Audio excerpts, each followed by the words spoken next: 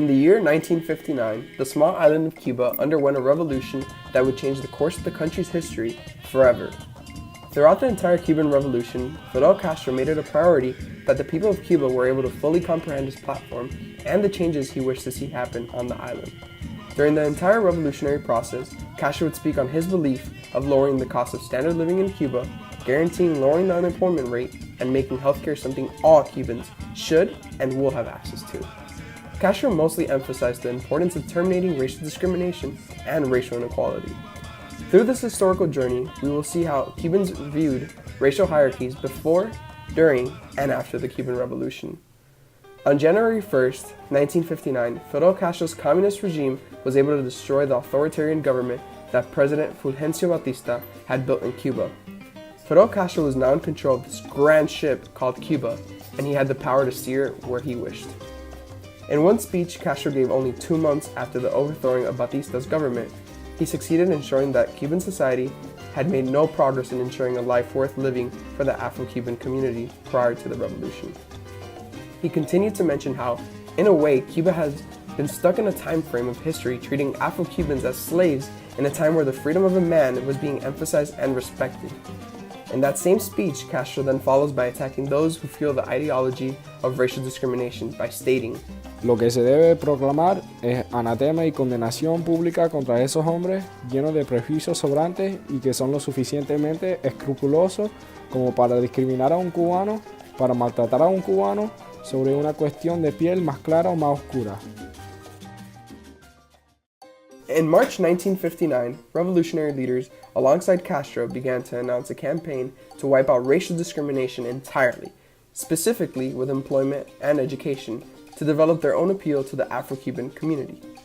This campaign was able to flourish by inviting boxer Joe Louis and other African-American leaders to Cuba in order for them to experience for themselves the first-class citizenship that the Afro-Cubans supposedly enjoyed.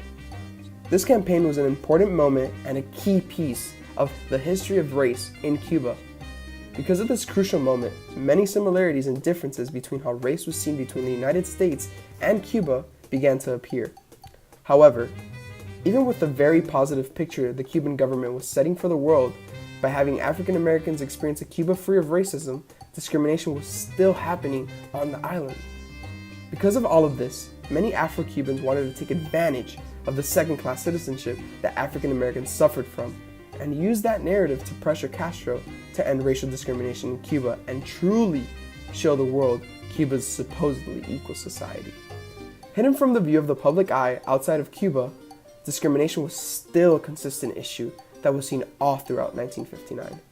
Jobs such as banks and offices continued to still be closed off from the black population, along with luxury hotels, beaches, restaurants, and even parks. Carlos Moore, a writer who experienced racism at this time, wrote that race was being used as leverage by Cuban leaders to further their domestic and foreign policy.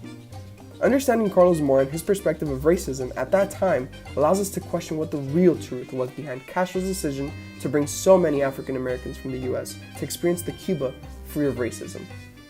In 1962, there was a shift in the entire understanding of race in Cuba. The racial question had begun to be hushed. Not only did the press begin to be silenced, but many other fields, cultural and social, were silenced. Racial inequality now seemed to have been terminated, but not by actions, rather by the ending of conversation revolving race. 40 years after the Cuban Revolution, 40 years after the overturning of Batista, and most importantly, 40 years after the racial question in Cuba, Castro admitted that racial discrimination had never and will never be fully stopped by laws alone. He continued by saying, Fue un tiempo antes de que descubrimos que la marginalidad y la discriminación racial con ella no son algo de lo que uno se deshace con una ley o incluso con 10 leyes, y no hemos logrado eliminarla por completo ni siquiera en 40 años. Racial discrimination continues in not only Cuba, but around the world. Change does not come with saying, but with doing.